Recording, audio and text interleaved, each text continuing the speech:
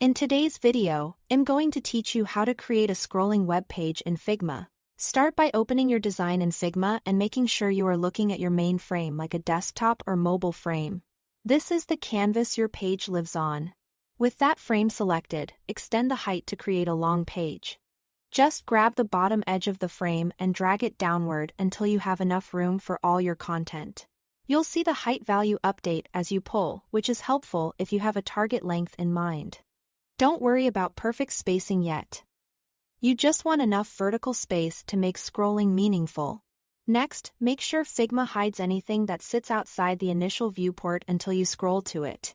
With the frame still selected, go to the Design tab on the right sidebar and check Clip Content. This keeps your canvas tidy and prevents elements below the fold from peeking out before you scroll.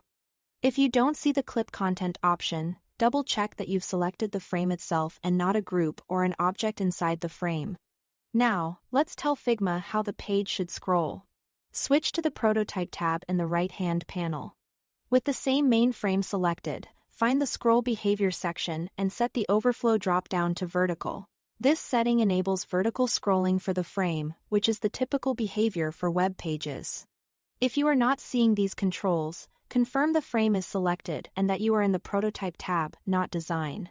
If you have elements you want to keep visible at the top, like a header or a navigation bar, select that object. Still in the Prototype tab, locate Position and choose either Fixed or Sticky.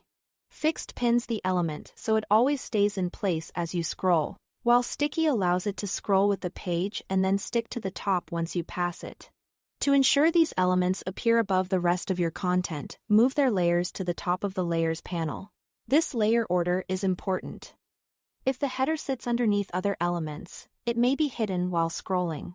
When you are ready to preview, click the play button to open the prototype.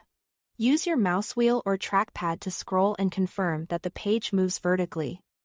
Content reveals naturally and any fixed or sticky elements behave as expected. If something doesn't look right, revisit the frame selection. Clip content setting, overflow behavior, and layer order. That's all to it. Thanks for watching.